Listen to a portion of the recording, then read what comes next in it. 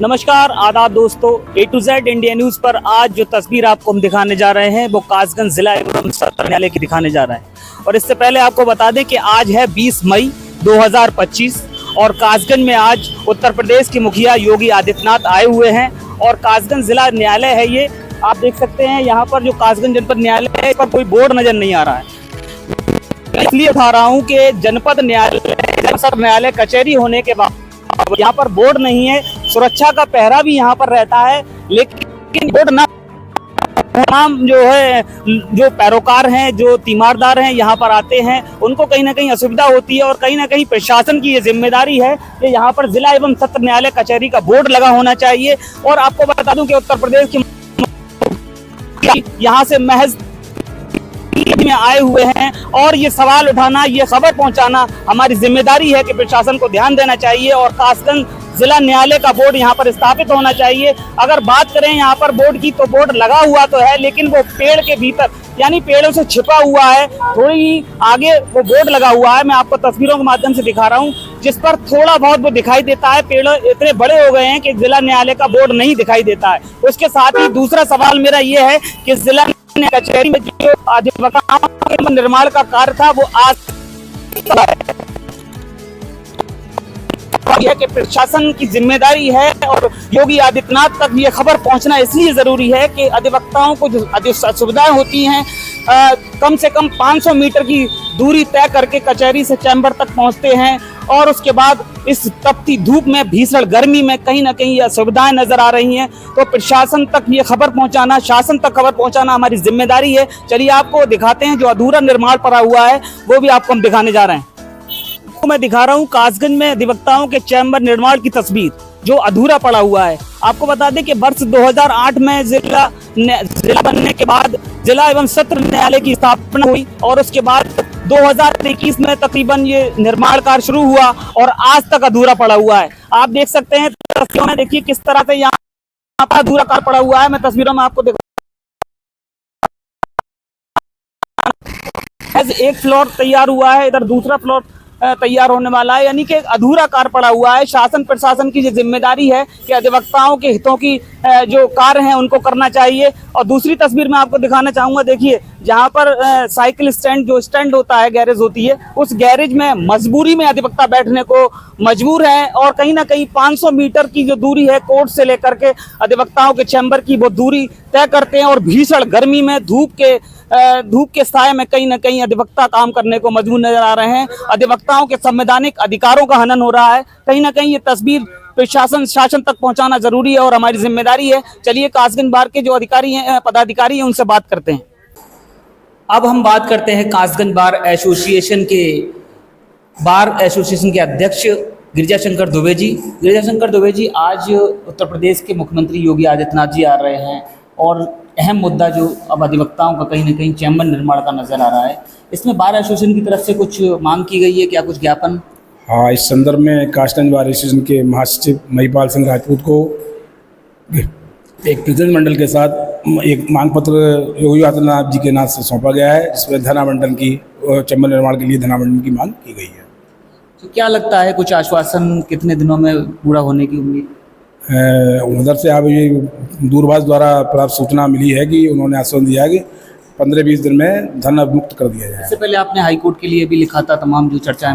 हाँ, मुख्य न्यायाधीश प्रयागराज और क्या कहते हैं जो हाईकोर्ट के और जो प्रशासनिक अधिकारी हैं उनके लिए भी काफ़ी पत्र व्यवहार किया जा चुका है। तो वहाँ से भी मतलब जवाब आ चुका है कि जल्दी धन मुक्त कर दिया जाएगा, जिससे चैम्बर निर्माण कार्य सुचारू रूप से चालू हो सके। एक अहम सवाल मैं करना चाहूँगा, जिस तरह मैंने आज जो कवरेज की है उसमें नज़र आ रहा है, जिला न्यायालय का जो गेट है वहाँ पर अभी तक गेट की बोर्ड की स्थापना नहीं हुई है, जहाँ तमाम सुरक्षाकर्मी रहते हैं, बाहर के पैरोकार आते हैं, तीमारदार आते हैं, तमाम लोग आते हैं। तो कहीं ना कहीं इसके विषय में क्या करना चाहिए?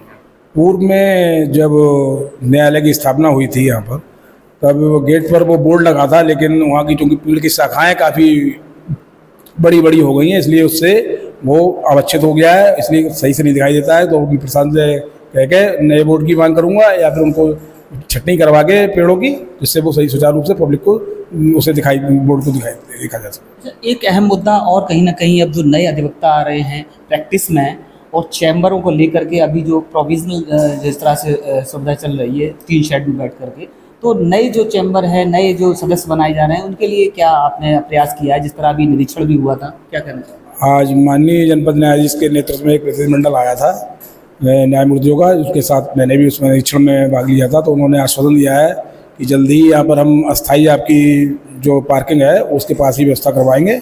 और इसी आश्वासन पर मैं अपने सभी साथियों से भी अपील करना चाहता हूँ कि व्हाट्सएप ग्रुप पर ज़्यादा सक्रियता दिखाते हुए ज़मीनी स्तर पर काम को देखें, और सहयोग की अपील करता हूँ कि इस तरह व्हाट्सएप पर किसी भी बार के पदाधिकारियों को या बार की गरिमा को बनाए रखने में सहयोग करें।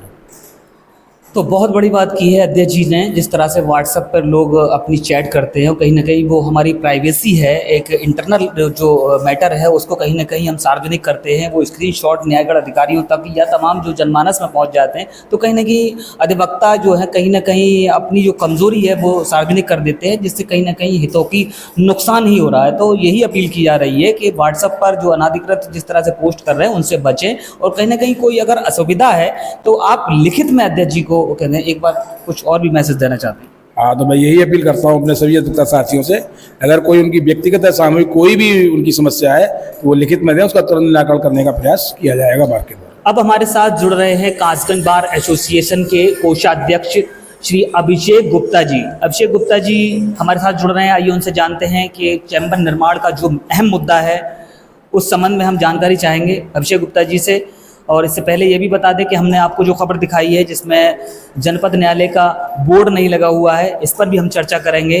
तो हम बात करते हैं अभिषेक गुप्ता जी। अभिषेक गुप्ता जी, आपसे जानना चाहेंगे, आज उत्तर प्रदेश के मुखिया योगी आदित्यनाथ जी हमारे जनपद में, हमारे शहर में आए हुए हैं और ज़िला न्यायालय की करीबन 3 किलोमीटर की दूरी में आए हुए हैं। क्या कहना चाहेंगे? चैम्बर निर्माण का कार्य अधूरा पड़ा हुआ है, बार क्या कर रही है? देखिए, हमारे ये महामंत्री जी हैं, वो आज श्री योगी आदित्यनाथ जी से मिलने भी गए हैं और अपना ज्ञापन भी देने गए हैं। और मेरा कहना ये है कि हमारा जो मेन गेट है वहाँ हमारे जनपद न्यायालय का बोर्ड लगना चाहिए। और रहा सवाल चैम्बर का, चैम्बर भी ही बहुत अत्यंत आवश्यक है, क्योंकि हम लोग इतनी प्रॉब्लम में वहाँ बैठे हुए हैं, गर्मी पड़ रही है, गर्मी के साथ साथ अधिवक्ताओं को बहुत ज़्यादा दिक्कतें हो रही हैं और अधिवक्ता आए दिन बीमार पड़ रहे हैं। इस समस्या का निदान हमें मिलना चाहिए। ये हमारी योगी आदित्यनाथ जी से विनम्र निवेदन है कि इस पर बहुत जल्दी ही शीघ्रता से शीघ्र।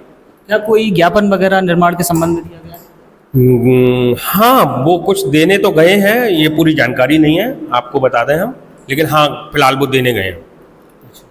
जैसा कि आपने देखा, आज जो न्यायगढ़ अधिकारी हैं, जो नए अधिवक्ता अब कहीं ना कहीं कासगंज बार एसोसिएशन के सदस्य बनने वाले हैं या जो नए लोग आ रहे हैं, उनकी अहम समस्या है जिसको लेकर के कासगंज बार एसोसिएशन ने न्यायगढ़ अधिकारियों से कहा और उसके बाद अभी थोड़ी देर पहले ही निरीक्षण हुआ है। अब देखना होगा कि नए अधिवक्ताओं के लिए कहीं ना कहीं जगह बनाने का प्रयास किया जा रहा है। तो अधिवक्ता बार एसोसिएशन के साथ सहयोग करें तो कहीं ना कहीं नया रास्ता खुलने की उम्मीद नजर आएगी। साथ ही चैम्बर निर्माण भी शीघ्र पूरा होगा और हम ये मांग करते हैं कि जिला न्यायालय का बोर्ड जहां सुरक्षाकर्मी बैठते हैं, जनपद न्यायालय, जिला एवं सत्र न्यायालय का बोर्ड लगना चाहिए। देखते रहिए A to Z India news.